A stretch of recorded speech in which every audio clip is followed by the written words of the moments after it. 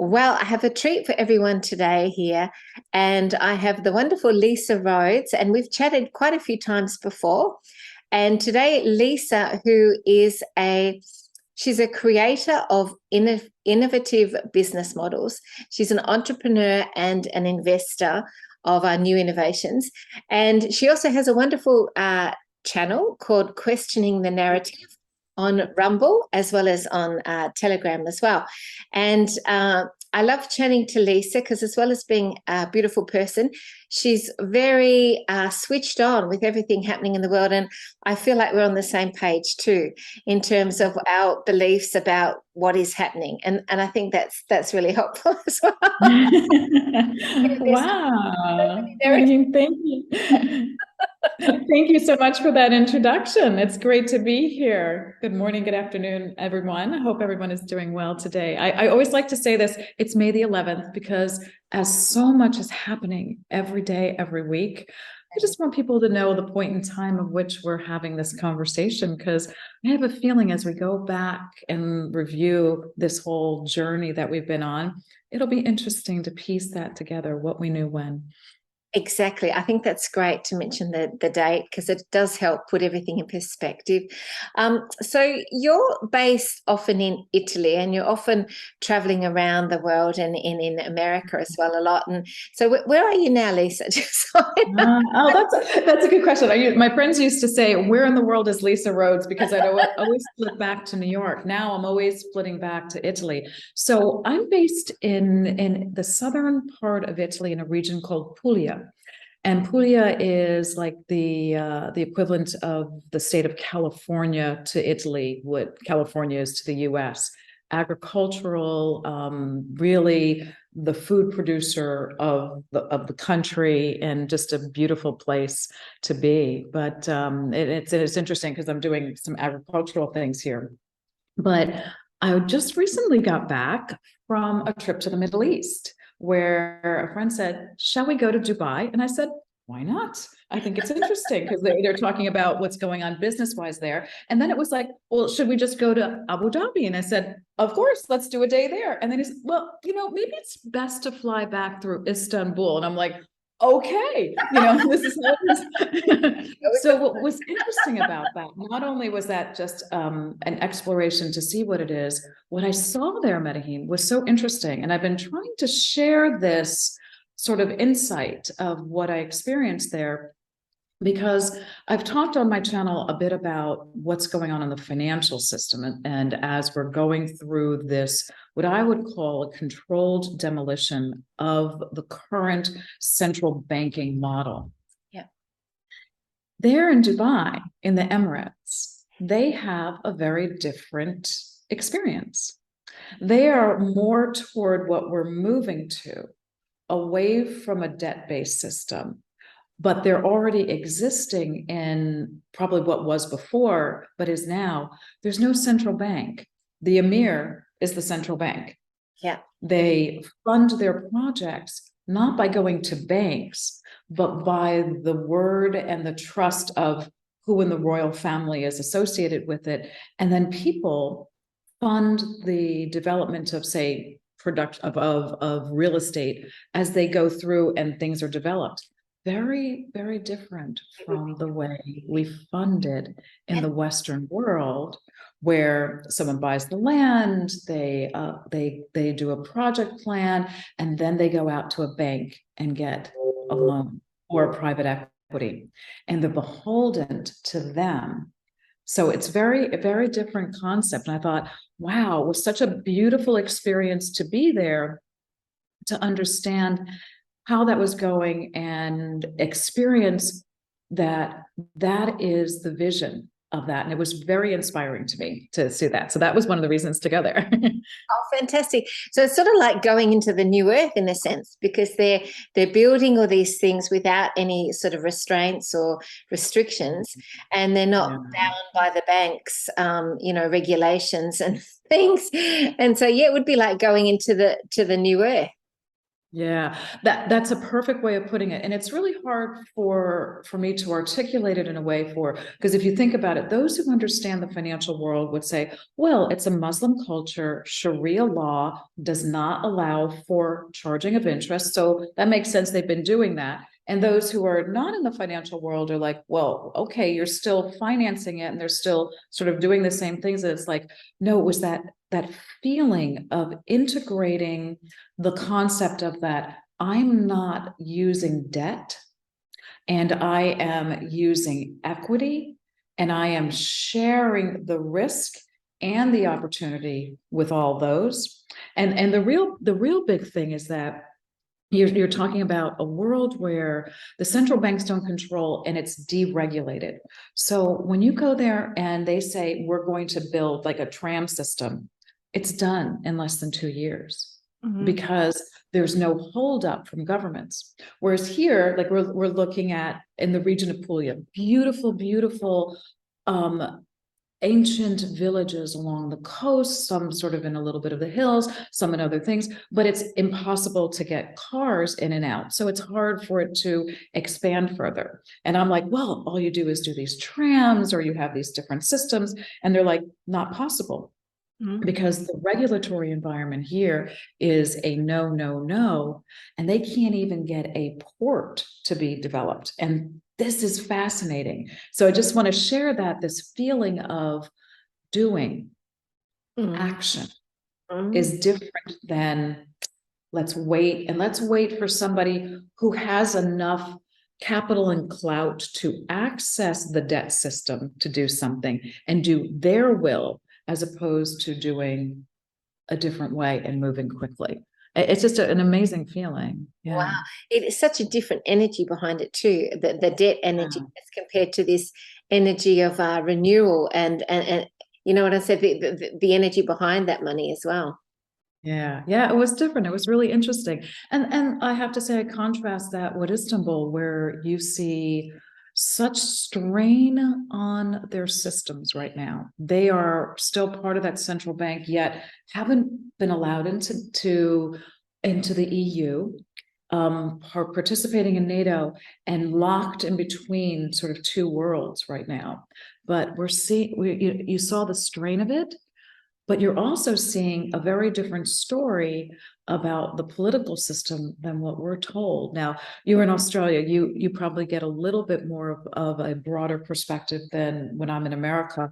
We're told a certain thing, Turkey bad, Erdogan bad, everything in the Middle East bad, these people are bad. And it's like, that is really not what's happening there. And you got to go. It's been You happening got to for such a long feel it. time.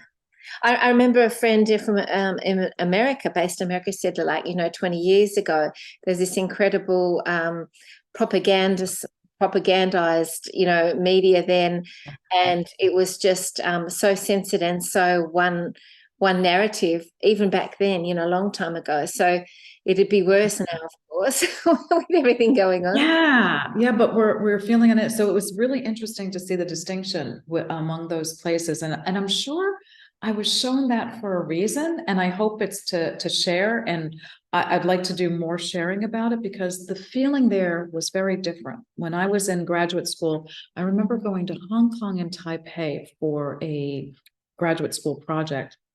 And we were with teaching assistants, these TAs that were part of the major families of the big players in those regions at the time, the Keiretsus.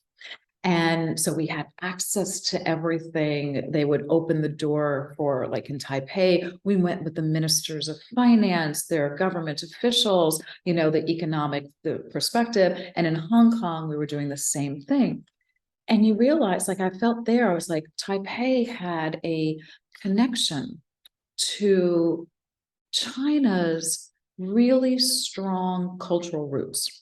Shanghai Shek Memorial Museum, I have to say, to this day in my life, one of the most intriguing and interesting places I've ever been in my life, because you had experiences there and cultural artifacts that were so different. And what makes a great city is that intersection of art and commerce. Contrasted with Hong Kong, it just always had this feeling of it was all about the almighty dollar. Yes, very commercialized. Right. Well, it missed any of that art, even though we were meeting with one of the famous actors there. And then you would see all these artifacts and you were like, but it still didn't have that feeling. And unless you were there, you don't feel the difference. Yes, exactly. That's so true. You have to be in a location to really feel the energy of the place. Yeah. Very true. Well, there's so many fascinating things happening around the world at the minute. Yeah, let's talk. Yeah, there's so much. Where do we start? So, I mean, you look at the incredible upheaval and civil breakdown of the country in Pakistan at the moment. So that's fascinating what's going on there now. Our hearts and our thoughts and prayers go out to the people in Pakistan at the moment.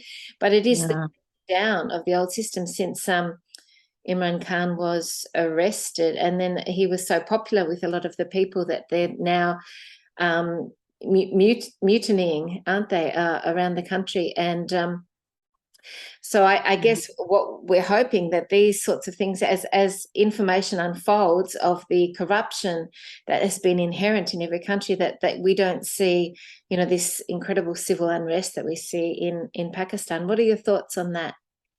Yeah, I'm really glad you mentioned that, because very few people are seeing that or talking about that in the news in Western Europe and in the US. I think actually it's really important for this. In fact, it's important because it shows that the population is aware of what was taken away from them and they're taking action. Yes. And I feel right now that the energies that we're exposed to right now are take action, because if you don't, then it's our responsibility for not moving this forward. Yes, the Alliance, the White Hats can be doing all the things that they're doing, but our core focus is ascension of this physical vessel, and we are here to make that move forward. And that means you have to take responsibility and accountability for those actions and aware of what's going on. So I liken it to what the French are doing. I'm like, the French are my heroes. They are not stopping with their protesting. They know that something's wrong. And the one thing that the French government does know is that when the French get something that they're going to protest, they don't let it go. And I hope that what we're seeing here is that leadership being passed on also to the Pakistani people, who are saying, I see you. Kind of like what Mark Atwood says, I see you. Yes. I see what you've done, and I do not comply.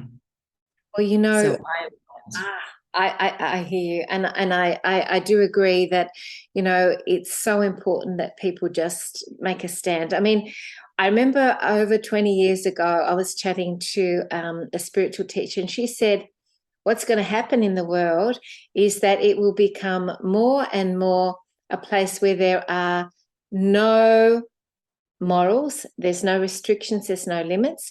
Like, people can do whatever they want and just anything goes. And it has got to a point, in these Western countries now, where there is just no moral limits anymore. You're looking at schools in America that are saying that they're going to be sharing porn with young children in schools.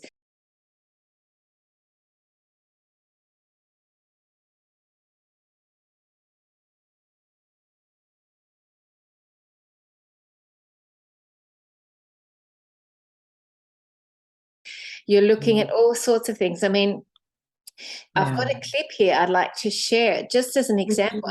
And what's happening in terms of the gender, the way genders are being treated at the moment, that there are no genders, and that there's like 50 different types of gender and everything. I mean, if you look at the cellular structure of the human being, there's female and there's male. So, this sort of information that's happening at the moment on the planet, particularly in the Western countries, where it's like there is no longer any borders or no parameters for anything. It's just anything goes. And this was foreseen, 20 years ago, that this would happen, because it would come to a point where people would have to say enough is enough, and make a stand. I'll just share this one with you. Okay, yeah, please do. Yep. Hey, what's up, guys? Here I am in Target, my local Target, right? Check this out. We're in the boys section, guys. Boys clothes section. I want to show you over here. This is the clothing. Not for boys. Dinosaurs are cool, right? There's a big rainbow behind the dinosaur. We're not going to stop there. You got a cloud, hula hooping with a rainbow. What's this? Trucks are cool, right? Picking up a rainbow. Why are we picking up a rainbow, guys? Why is this boys' clothing today? I'm not done. Like Baby Shark? Bye-bye. There's masculinity. That's what they're doing. They're destroying masculinity. Guys, it's time to stand up against this wokeness. We need to stand up as parents, leaders, and fathers. Like and follow for more. Hey. I really like that, because even though it's not as in your face as some things, I mean, there's a lot of libraries with, you know, transgender people reading to young kids and doing acts and, you know, all sorts of stuff. And then there's, in our local library, actually in Victoria, where I used to live, they have all these books now on, you know, what is normal, and then having all this, you know, gender indoctrination for young children in the books, in the libraries. And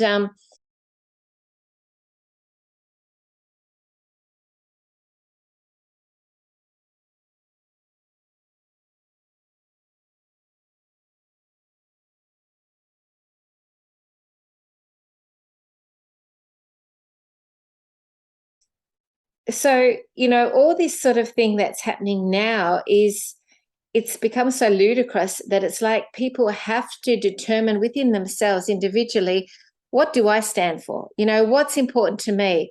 What are my morals? You know, what is my integrity with this?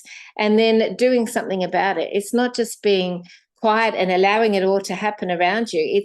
It's participating in the evolution of what we want to see in the world. Yeah, well, actually, you said something really important. I guess the process was to push it to the limits, where the dark side was pushing it to the limits for an agenda. They were looking for a slightly longer longitudinal approach, so we didn't notice. But the light pushed it faster, so we would notice. Yes. And that was the point. And the really pivotal point, comment that you made is that it's time to make a choice, and to actually make our choices and create our own boundaries, which is really what this concept of sovereignty is really all about. It's not democracy, which is another word for communism, where everybody's equal. It is sovereignty and freedom of choice, because that's the universal law. And with free choice comes accountability and responsibility for our choices. Doesn't mean that our choices are bad or good, because we all know, like, you can talk about that, but a choice.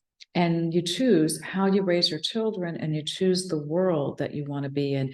And you choose, are you going to connect with light and with source and whatever you want to call that, God and spirit, or do you choose a dark side, a dark path? Yes. This is where we are. Absolutely. And I love what you said there. You really laid it out perfectly. It's really important. Thank you. And I think that, you know, in the past, what we've done, you know, collectively, is we've allowed people to tell us and dictate what they wanted. And so we've just gone along and said nothing, and okay, that'll be all right. Because, for example, in Australia, we've had a certain level of comfort and a certain quality of life. And so people didn't complain, you know, that they sort of, in a sense, the dark set it up that way, or the controllers set it up that way. So it would be just enough, you know, comfort in people's lives for them to be complicit and compliant and just sort of go along. Yeah.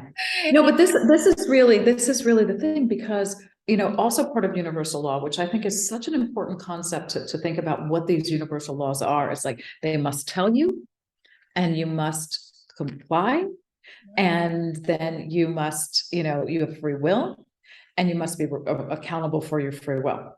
Now let's talk about that. So we all know the accountability, you know, the free will, you can make a choice, but this concept of they must tell you, they've been telling us.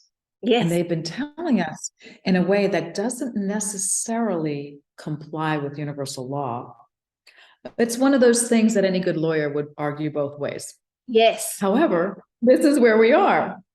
And now we should be aware of that play. It's like, it's almost like watching and I know nothing about sports, so I apologize for me. I'm going to give the sports analogy, which is like, footballers have certain plays that they do. They have certain defensive moves, certain, tactical moves. And some teams have like 5 plays and they play them over and over again. It's like, okay, you get that. That's exactly what's happening in the world today. Yeah. The dark side has 10 plays. They've been playing them over and over again throughout history.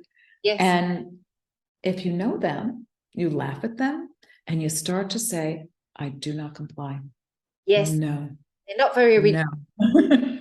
Right? Right, exactly. They have the same playbook every time, but that's why they've altered history so much, so that we can't see exactly what they've done, because we've lost the truth of what our real history is. Yeah. Oh my gosh, you said that. There's I don't know if you know this wonderful guy on Rumble called The Sarge. He has a channel called Icons something. I think Icons 2020. Yes, He's yes. wonderful. He has, this is my favorite thing, and I've adopted this. This is the title I want in my life. He goes, I'm a pattern recognition specialist. Wow, I like it. I'm like, yes. But a pattern recognition specialist, like, look at it. And you look at it again, you're like, oh, yeah, of course, that's what it is. And then you laugh at it, and that's the levity that gets you out of this matrix, out of the negative side of it, and spirals you into the observation perspective and the ability to have your light shine to move us into this better place that we're moving into. And that's how I see it right now. Yeah, no, that's a great analogy. I look at what happened with the Spanish flu, back in the early 1900s, and then what's happening now with this thing, and how actually that was the cause. It was a jab that created that, because it was released to the US military in that time, and then they went around the world and they spread, and it was results same thing. So it's the same playbook, just repeated. But that's a classic example of how these things happen over and over. So they're not very, as we said, original, because they do the same thing. Yeah, exactly. But I think, going back to the news, the news of the day, I think the really omnipresent, very key point right now is this financial system, and how the financial system is unwinding right now.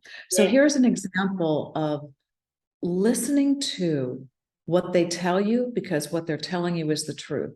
So Janet Yellen, a couple of days ago, said that by June 1st, the US government will be out of cash and not able to meet their liabilities, meaning their payments, which include Social Security, military payments, everything, unless Congress and Senate approved altering the debt ceiling, which you can see in the playbook that it doesn't look like they're going to agree, because there are all these different things that they're putting into it, and it's part of the process. So what does that say to me? That says, and she went further this time. She went further than just said they will run out of cash. She goes, the consequences of this are that the US government will be in default for the first time in history. Yeah. And, or at least that's known because it has been before, and that it will result in financial chaos. Right. Now, that is them telling you, get your finances in order. June 1st is the day that the US dollar shows what's really happening, and it's crashing. So you have a few more weeks to prepare. Believe it. And then also you have to start saying, I don't comply. Right? Okay, go ahead. About what you just said. They can't do anything this time to save the situation, which they've done before so many times. Is that correct? No, that I would say, could they? And I actually I love the way this one guy in a TikTok went and said, like, how does this make sense? The head of Treasury says that we can't do anything, and yet you're the world's reserve currency and you have the ability to print at will. Mm-hmm. So can they or won't they, Medyhne? Yes, yes. Will they or won't they? And then this brings in the question of, you know, if the white hats in alliance are now in charge and in control around the world, and they've got all these new systems in play underneath, like the QFS Yeah, system yeah. thing, then the collapse of that system has to happen in order for the new one to come in. I mean, I just received also an interesting email today that said the RVGCR 9 nations, US, Canada, Europe, Japan, Israel, UK, Taiwan, Australia, New Zealand are insolvent and cannot continue without the, you know, this new system coming in. So it sort of is similar to what you're saying with the June the 1st situation, and that, you know, Bitcoin, of course, is down. The cryptocurrency crash. 12 wallets have declared bankruptcy. And then you've got all the things happening with the stock market, and then, you know, banks dropping by the day. Dropping like flies, right? But you're saying a couple of really, really important things that are part of what the destruction of the system is. First of all, you identified that it's the G7, the Western countries, that are on the central banking model that can no longer sustain their solvency. Yeah. What they didn't say is, conversely, those that are part of the BRICS alliance are experiencing a very stable financial environment as they are backed by a commodity. So number one. Yeah, this is really important. Then you started talking about how the stock market's down, Bitcoin is down, and then the banks are going down. So great, let's break that apart. Banks going down because, you know, at the end of the day, they have not been able to, the central banks and the Federal Reserve is part of the Treasury. I actually saw the physical news report, which now is no longer available on this. And then we're seeing people, and, you know, seeing who have relatives who work within Treasury and IRS. It's all part of that. So Treasury is controlling it. So Janet Yellen is controlling Treasury, and she's telling you truth.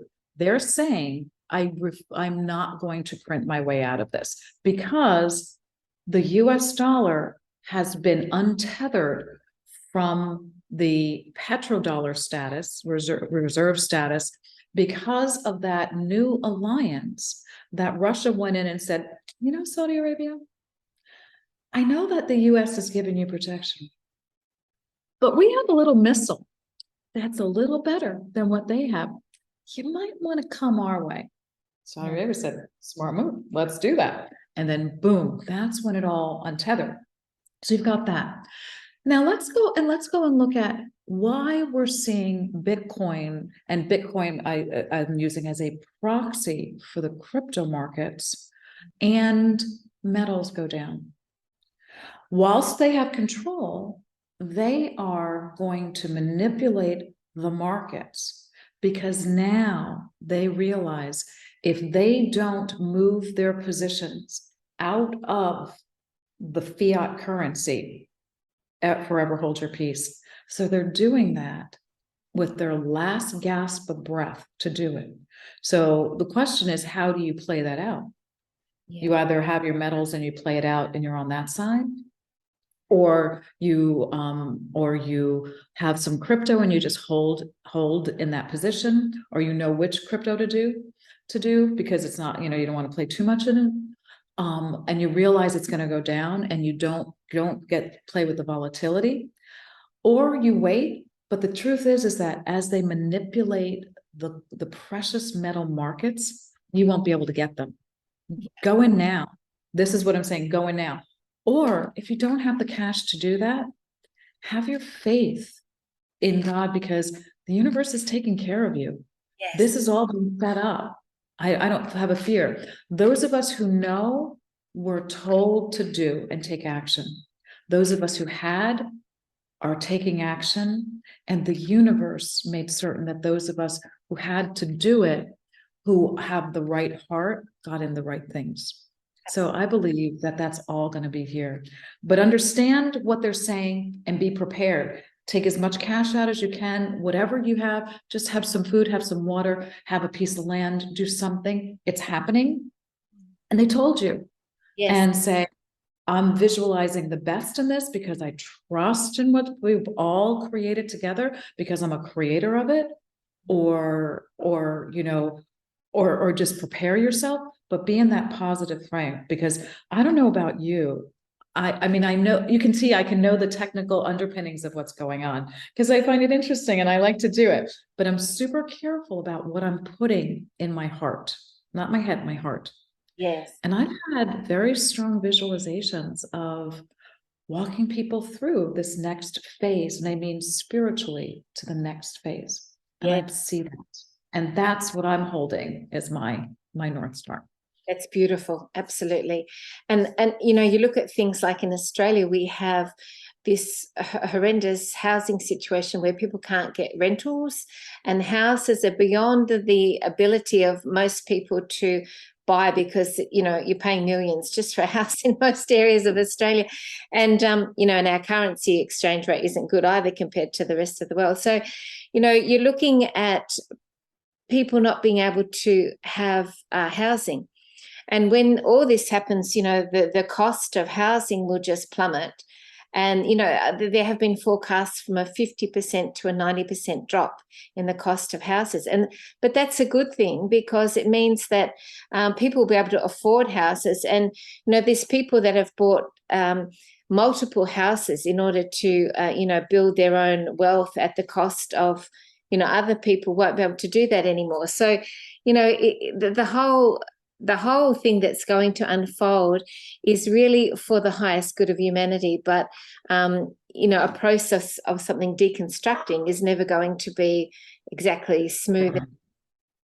Yes. And that's the thing. But knowing that it's happening is a major part of getting through things, because you have an understanding. There's a comfort in that. And I think that's why this whole community has been shouting out about what's happening, not because, I need to be smarter, or, gosh, I've got to be the most prepared.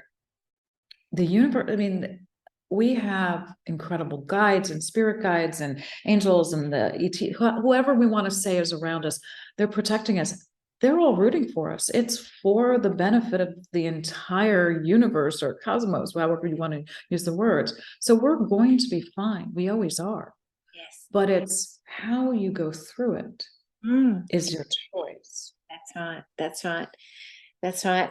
And that leads me to this whole awareness of that underneath there is so much good stuff happening, that the dark is being taken out and the light is expanding on this planet.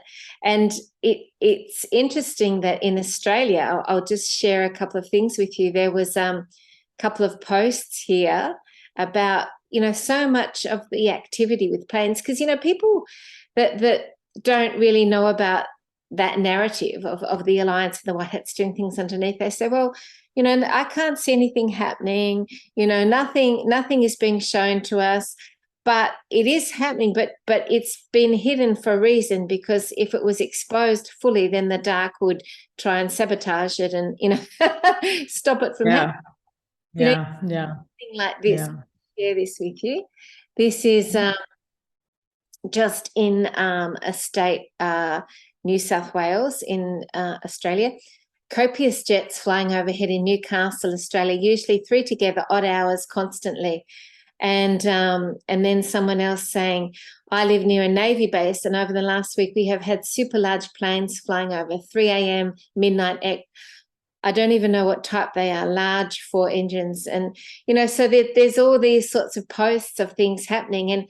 And you only know through, sort of accounts like that, or people hearing people saying things, but it's not going to be promoted widely. And then you've got, Rattletrap 776, who is someone who has really good intel on the plane situation. And he is constantly putting up, all these look at them. The flight paths, of different planes and things, and that sort of thing. So, the reason, I wanted to share that is that, that there are all these things happening, but, you know, a lot of You it. have to search. You Yeah. just have to search. Right. They're not on mainstream media. Yeah. You know, probably Telegram is one of the few places you can find this sort of information at the moment. So for the people out there saying, but what's happening? There's plenty happening, but you have to look for it. And Well, it's interesting you're talking about the planes, because down here in Puglia, where I live, there's an air base, and it's the Italian air base that a lot of US people come into. It's part of NATO. And I saw yesterday at the house that I'm renovating, in a place where I've never seen the jets before, jets overhead. wow. They're overhead. So there's a lot of activity. The military are quite active here as well. And you're right, you see it and you feel it and you understand what's going on. But you're right, you have to go beneath the surface. And right, Telegram, you can hear a lot of things, but I've just gotten recently quite addicted to TikTok, because they're really able to tell the truth. And I don't know if you listened to SGNon's latest post, his 50th post. He did a really good overview of the massive activity that's happening with the initiation of this Russian offensive. Now we are in those stages where it's truly coming to a kinetic head. And he was talking about TikTok, how that actually was cleaned out. And the reason that all of a sudden multiple governments, including the US government, wanted to cut it down is because it was actually the only platform now giving out the truth on that. They cleaned up the data, mining that the Chinese or the CCP. It's never the Chinese, it was the CCP was doing. And now it's the mode of communicating these pieces of information. Fantastic. What I'm noticing, a lot of amazing young people are exposing the truth on it, and it's so good to see them, just sharing that, and they're so switched on, a lot of these people. I've not really noticed that. A lot of those posts even are on Telegram from TikTok, of them just exposing all the different truth that has been hidden from us. So yeah, no, that's a great point. And the other one about Russia too, yes, I was aware with SGNon, and by the way too, I have a light worker team that work with me, and I asked to activate the light worker team to send him healing when he was really unwell. Sent him so happy to hear that, because he sounds amazing. On that video, he sounds wonderful, and I'm so grateful. All of us are saying that. Thank you. I just think he's a beautiful spirit. He is, isn't he? He's a beautiful, fantastic job. He's amazing. Yeah. So thank you to all the light worker team, and I will do that at time when I see that there's one of our people that are having. Yeah, and I'm sure there's more to that story, but we don't have to get in. It's not for us to think about now, only the positive. But he's really sharing some. It's a great one of his episodes on that, because he's really outlining it. And what I like most about what he does is that he shows you how it's going for the good of humanity, because all of these alliances are out there, and you can look at every government and you can say, oh, here's what they're doing, but they're not the people. And we have to just disentangle the supposed governments that were not there, put in by the people, with the people. And I think you said it best earlier in our discussion. You have to be responsible for your own boundaries and laws, because what they're doing is taking advantage of things. And we are responsible for how we want to raise our children and what kind of society we choose to live in. That's right. Silence is being complicit and basically giving up your freedom.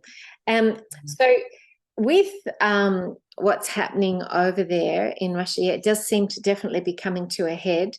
I wanted also to share, because in terms of the narrative of the alliance and the white hats and all that sort of thing that's happening, the whole big fake coronation comes to mind. The whole thing was such a show. I mean, to me, it was like, oh my God, that's so obvious. And people running the area. The Grim Reaper was, quite a touch. And most people didn't know that until you started telling them. There's like, wait. Hello.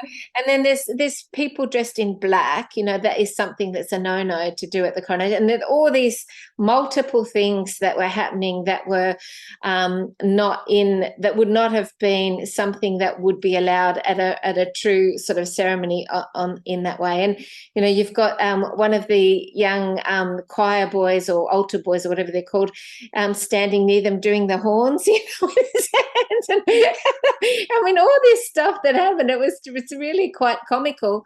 So when people say, oh, how do you know that this is not real, I would encourage people to watch the coronation. Just a few more things just off the top of my head too. There was a lot of sort of ritual stuff there. If you look at symbology of the Masons and the satanic stuff, there's a lot of symbology there. There was the coronation coach was not used. The coronation coach that was specifically made for coronations, the crowns were fake. The pealing of the bells rang downward like a funeral, not upward, denoting a celebration. Did you hear the 21 gun salute? No, because it wasn't there. And right. we need the Derek Johnson of royal protocol in order to decode this incomplete. But I mean, it's enough that even us, as the people who are not expert in it can pull apart. Because you're right, it's quite comical. It really is. Yeah. Did you see the one where they had a lip reader going in with the supposed Charles in the carriage saying, I'm really bored. Are we done with this yet? I'm really bored. No, dissected it as well. She does a Substack on it. She wrote a Substack. Ooh. She just went all out, saying all the different ways that it was just really weird and odd, and didn't make any sense. And so there's so many people noticing that the whole thing was just to show. I want to just share with you another image. This obviously wasn't at the coronation. However, you were seeing all this sort of stuff all the time. This is Camilla, and see the obvious obvious here on her neck, which is interesting. Yeah, I didn't see that one. Interesting. Really a mask, all these sorts of things happening. And I mean, obviously they're wanting us to see that, or it wouldn't be so clear. If they really didn't want people to see that, it would be really hidden, and you wouldn't be able to see that really obvious change in the skin where it's obviously a mask over her. So, I don't know what more to say. Yeah. But the other thing, I don't know if you saw that the protesting outside of the coronation, it's not my king, not my king.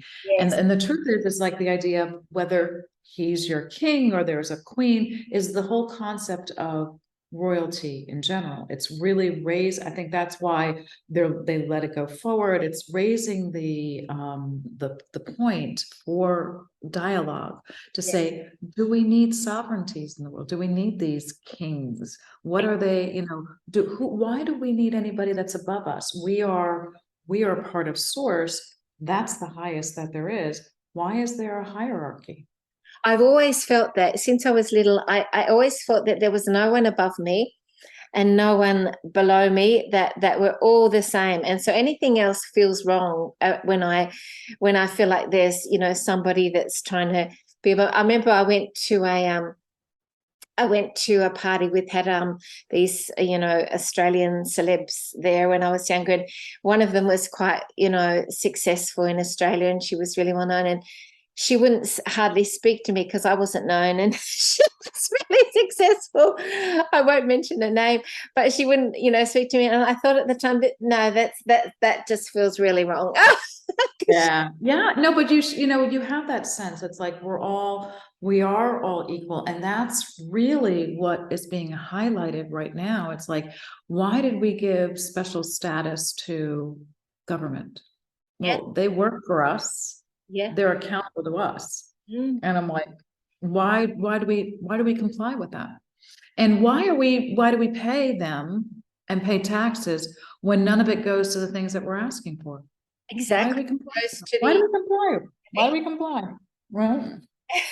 20% or something. I was watching the figure of something went to the people for something recently that, you know, all the people were donating to give money to something, and it was like the true figure was like 20% were going to the cause and the rest was going to the, I mean, it's just so obvious that the government are not there for our well-being and our welfare. Quite the opposite. In fact, they're trying to bump Yeah. And why is that such a disconnect? That's like the question that I ask myself all the time. Why is that hard to understand that someone's, you know, they prove it to you over and over again. They don't listen, they don't do, you know, I don't know if you saw, there was this documentary, and I forget what it was part of, that went through this young woman and her child were part of she was a Girl Scout leader. It was a documentary on food safety. I think it was from Food Network.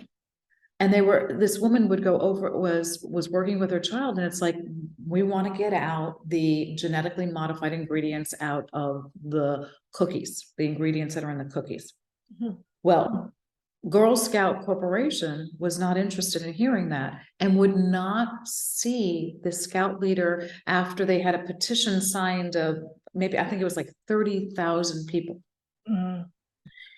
And this woman then at the end of it, who spent all this time in supporting these young women as being a Girl Scout leader, she's like, I'm still going to work with the Girl Scouts because I think there's still more. It's like, wow. Did Yeah. you not see what they're doing? That's right. Did you not get the memo that you went to New York from California, they would not see you? That's cognitive dissonance, isn't it? When you see the evidence of something really clearly in front of you, but you make the opposite choice to defend it or to support it. And it's Right. like the human brain sometimes has such difficulty in reforming neural pathways in their brain Yeah. function Oh, differently. that's a really important thing you just said. I actually really like one of your mates, Ricardo Bossi. He said something which is wonderful about, you know, this is how you do new things. This is how you allow your mind to think differently. He goes, when I started training people, I would always ask the question for everybody. It's like, when was the last time you did something that you never did before? Yes. What a great question. That's And most people are like, I don't know. And I'm like, I'm listening to that. I'm like, I moved to a different country. I did this, I did that. And I'm like, and that's why, you know, you're open. It's like, and it's sort of like all you do, brush your teeth with another, you know, with your other hand, or, you know, walk a different way. You start seeing things differently. And I thought, Ricardo Bossi, that was such a brilliant concept. Well, and my partner and I do that. Like, we walk a certain way, and sometimes he goes, "Let's break it up and let's walk the other way." That's just it's like, go turn around a little bit, yeah. But right, that helps you, the neuroplasticity, altering your perception of things. It's really, really good. Well, and I mean, gosh, we're going to have to really hone that skill when we realize that every single thing we've been taught about our history is wrong and incorrect, and that we have to relearn it, including the globe that we're supposedly, you know, living on. Which oh my gosh, it kills people. It kills you.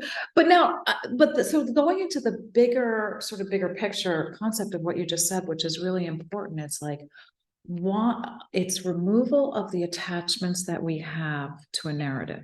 Yeah.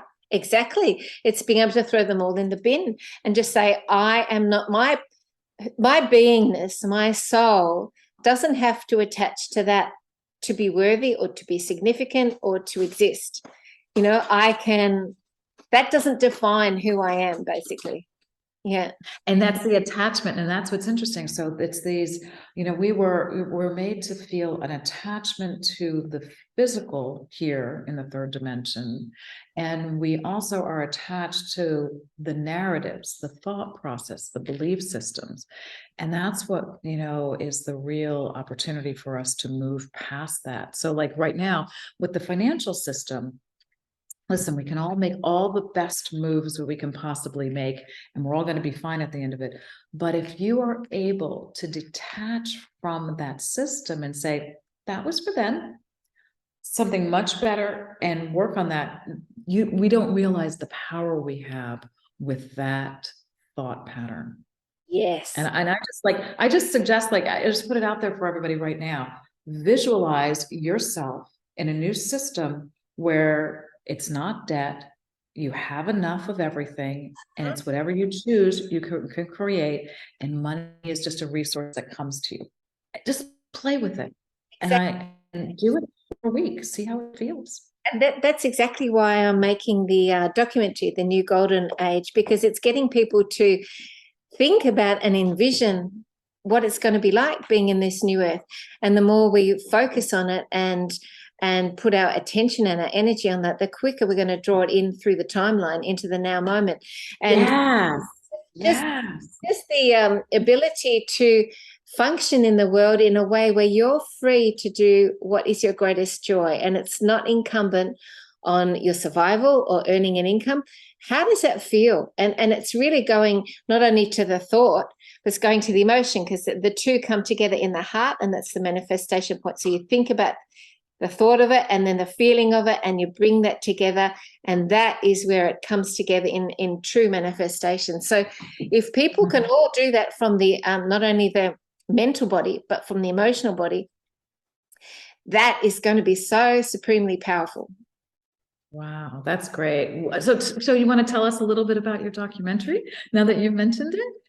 Well, I was very excited because we did 5 days of location shooting in northern New South Wales, and we picked some of the people that we felt that were doing the most amazing job in Australia in terms of leading the way in new initiatives and new things that are about creating a better world. And so these people were very inspiring, and they've made big impacts in their communities doing what they're doing.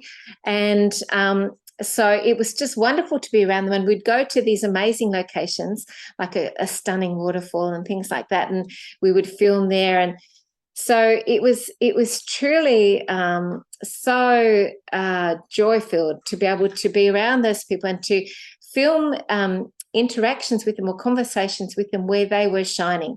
They were just saying, what they loved and what they were doing that was making a difference in the world. And, just to feel that energy, when people are emanating that is really important, because it's like you're part of it, and you can feel that energy, and then it inspires others to do that too. And, we were so supported by the divine throughout the whole thing, because, for example, one of the days we finished filming, we looked up and there was a double rainbow over us, over our heads. And it was like, a sign from God and source, light, whatever you want to call. And then the other day I had to do some more filming, and we were on a location here on the island filming this wonderful person who is very integral in the community on this island that I'm on. And she's in charge of about 108 people and 4 different islands in terms of community. And so we were interviewing her about, what she felt about community and how she felt it was important to go forward. And we were planning to film on the mangroves, but where we were on the mangroves overlooking, the water and across toward another island, it was starting to get later. And as it gets later, sometimes the midges, the little things come out. So we put our heads together, and she said, oh, look, I've got this friend on the island who has this beautiful, stunning place, and it's overlooking one of the nearby islands, Stradbroke, and it's just it's a really stunning view, and the veranda is quite big in order to film. And so maybe, she might potentially say that we can film there. So she turned up on the doorstep. This is what location scouts spent, months trying to organize. And she turned up on the doorstep, and she asked this lovely lady and said, is it possible, that we could potentially film this interview from your veranda overlooking this incredible view? She said, yeah. She said, And so we all moved in, the whole camera crew. That's the serendipity and the flow. What a beautiful experience. Yes, and then the light was perfect. I said to the leading camera guy, I said, how's the light? And he goes, oh, it's perfect. And it was just beautiful. It was the perfect spot to film. It was so stunning. And so that's an example of the incredible divine flow that's happening with the whole project over and over again. And so very, very supported. Do you have a target timeline when it's complete and you're able to show, or is it still in process here? Oh, it's still in process. We've probably filmed over half of what we're wanting for it, but it's a long process of work apparently to color grade and put all the footage together, and then the editing phases and things. So, but we're working on it as quick as we can. We still have a bit more filming to do in Victoria, southern state of Australia, with some incredible people, and that's really exciting too. But it's just great to be able to put out something into the quantum field that is not only informative, but it's very, very uplifting and inspiring and motivational, because, there's a lot of documentaries out about sort of the things that have gone wrong, but not a lot in terms of how do we go forward in really positive ways. So very exciting. And lovely to share that with you. I want to share with you something very interesting and get your take on this, Lisa, before we finish, because we've been chatting for an hour now. But oh my gosh. And I really love chatting to you about all these things. I'd love to do it again in a few weeks and just so happy. Be my honor, my pleasure. Lisa. So this one here is very interesting. Have you seen this? This came out today, that there has actually been 2 complete blackouts on the Schumann Resonance, including this was posted this morning. Have you seen that? No, I haven't. Isn't that fascinating? And when you look at the Italia site that talks about the Schumann Resonance, it said that potentially these are frequencies or things that can no longer be read by the usual or the standard ways that we read the Schumann Resonance, and therefore, it's just not reading anything. It's just gone to a blackout because it's like an anomaly that hasn't happened before, that the instruments can't necessarily read. Yeah. Well, that makes sense. I don't know about you, but are you feeling things that are different from anything you've ever felt before? Yes, I'm feeling a lot more light, a sort of like a lightness that's coming to the planet, and like a carefreeness. It's like a buoyancy that hasn't been there before. And was it this morning one day I was just walking around and I was just so enjoying the beautiful sunshine and just everything was just felt really beautiful. And that's a feeling that has been, in a sense, suppressed by the dark for us to be able to feel previously. And so maybe with them being more and more eliminated from this realm and no longer in alignment with the cosmic upgrades that are happening, we're feeling these beautiful things more and more. Those feelings you have when you're little, like a little child, and you're out in nature and everything's so beautiful and you feel so happy. It's a little bit like that, and then as you get older, you accumulate stuff and it's harder to feel those. Yeah, or it's taught, programmed out of you. But it is beautiful, because I know that I'm feeling physical things that are different in terms of like shimmeringness, like what you say is light, like a shimmeringness, a sparkling, nothing like negative. It's not like what we would call ascension symptoms of like dizziness or some pains or anything, but total like shimmering. And I thought, I can't even describe it. That's the only way of the word. I'm like, it's a feeling I've never felt before.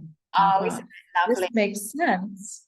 Yeah. With what you're saying. If there are frequencies that are not part of things that we can identify now, that makes a lot of sense. Yeah. Never had those energies before, so it's hard to identify them or to describe them, because they're completely new, because we're entering a new dimensional realm that humanity's never experienced before, and the earth hasn't experienced, as we ascend, as we evolve, and that's incredibly exciting. And just a reminder to everyone that's here at this time that, you know, all the souls that are here are master souls to be chosen and given permission to be here at this time, because they all had something special that they could bring that could be part of this, you know, this growth and this evolution. So everyone listening, you're very special. Yeah, no, we are. And right now we're all connecting with those that we're supposed to connect with, because all of our light workers have been scattered around. We felt alone because we had to be alone to be that, but we were strong enough to do that. And now we're having this opportunity to connect again. And I just can't tell you how exciting that is for me. I'm just so grateful for that. It's so beautiful. I love it so yeah. much. And Yeah. after years of really being a bit of a lone ranger, so many of us felt that way, just doing it on our own, and just now having that beautiful companionship, friendship, support network, that resonance of being with people that have the same energy is really, really special. It is really special. So I'm really grateful for it. And sometimes in a way, it's almost like I forgot like how wonderful that was, because you were alone for so much of your time, or couldn't really be who you were sharing those things because it just couldn't be heard by others. No one wanted to hear that. That's true. Yeah. Yeah, it's wonderful. It's a magical time.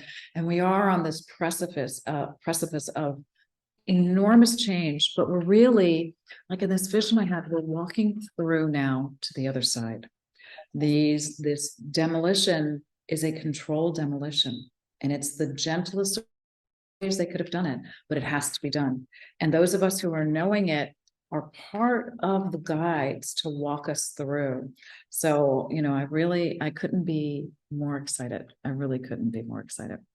And that point that you make, it's the gentlest way that they could do it. I think that's a brilliant point, that also that it's the way that they could do it, where they could take as many other souls with us as possible. If they did it quicker or more intensively, more souls would not gain the experience to be able to walk that path as well. Yeah. And as much as I had wanted in the beginning for that to be like, let's just do it. And yeah, it wasn't right. It wasn't right. So that's wonderful. Yeah. Well, this is wonderful to have this time with you, Medyhne. Thank you so much for reaching out. Oh, I loved it. It's wonderful to chat with you. And I look forward to chatting to you again soon about all this. And, you know, it's just beautiful to share this moment with you as well. It is. And whilst you and I are in very different geographic places, we are in the spirit, as are all those who listen to this and who want to share it with. We are all one, moving this forward, and we are at an amazing time. So wonderful to share it with everybody. Absolutely. Lots of love. Thank you. Lots of love to you too. Un bacio grande, as they say here. Ciao.